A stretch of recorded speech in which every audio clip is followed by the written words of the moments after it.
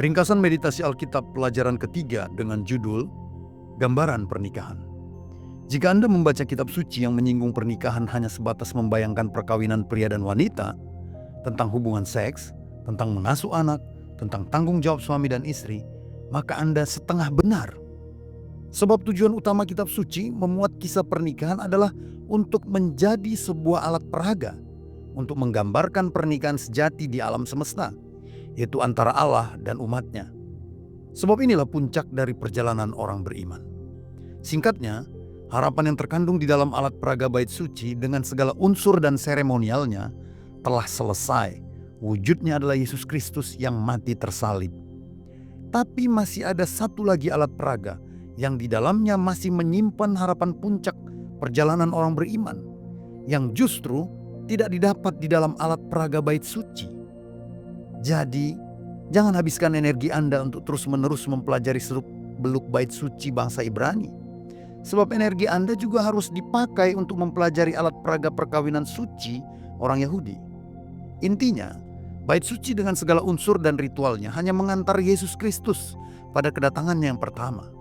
Tapi kedatangan yang berikutnya, yaitu kedatangan yang dalam hakikatnya, kedatangan yang dalam entitas roh yang abadi, itulah kedatangan yang sangat gaib dan mistis, akan diungkap di dalam alat peraga perkawinan suci. Nah, pelajarilah baik-baik tentang ide perkawinan Allah dengan umatnya yang tertulis dalam kitab suci di bawah ini. Allah sebagai suami Israel, pembaharuan pernikahan Allah dengan Israel, pemulihan hubungan Allah dengan Israel, pernikahan Yesus Kristus dengan gereja. Nah, ada 3 fase yang berbeda dalam pernikahan Yahudi kuno. Yang pertama, sidukin, atau yang disebut dengan komitmen. Yang kedua, erusin, atau yang disebut dengan pertunangan. Yang ketiga, nisuin, atau yang disebut dengan pernikahan. Ketiga fase ini benar-benar menggambarkan fase pernikahan Allah dengan umatnya. Ada pesan yang sangat mendalam dalam setiap fase dan ritual perkawinan Yahudi ini ke dalam iman Kristen. Kita ambil contoh kecil dari ketiga fase itu.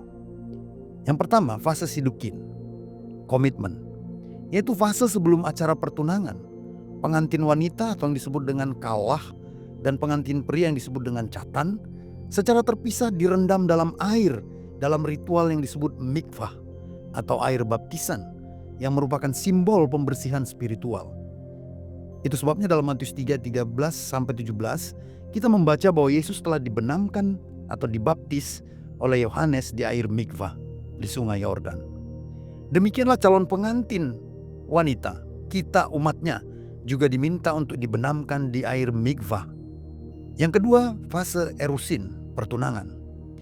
Setelah pencelupan, pasangan tersebut memasuki hupah atau kanopi pernikahan yang melambangkan rumah tangga baru untuk menandatangani kontrak yang mengikat yang disebut ketubah. Selama masa erusin, sang pengantin pria bertugas menyiapkan tempat bagi pengantin wanita di dalam rumahnya yang sudah disiapkan oleh ayahnya.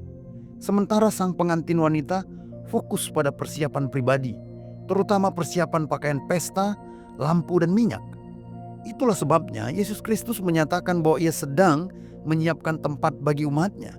Yohanes 14 ayat 1-3. Sementara umatnya senantiasa mempersiapkan pakaian, yaitu tabiatnya, juga minyak dan lampu sebagai firman dan roh. Yang ketiga, fase nisuin, perkawinan. Langkah terakhir dalam tradisi pernikahan Yahudi disebut nisuin yang berarti mengambil. Kata itu berasal dari kata naso, yaitu mengangkat.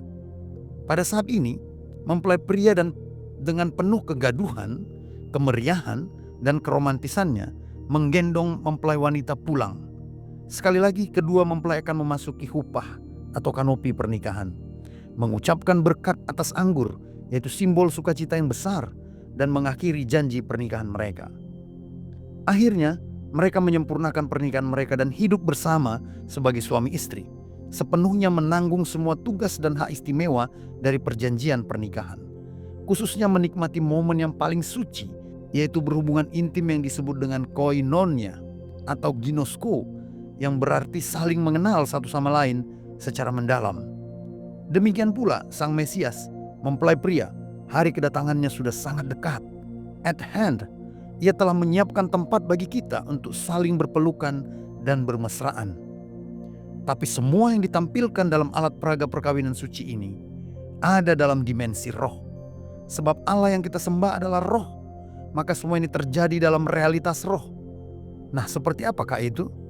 Untuk memahami semua ini lebih luas dan lebih dalam, mari nikmati podcast Meditasi Alkitab pada hari Kamis depan bersama Pendeta Manuntun Hutasoid dan Bapak Yoni Prasetya Tomo.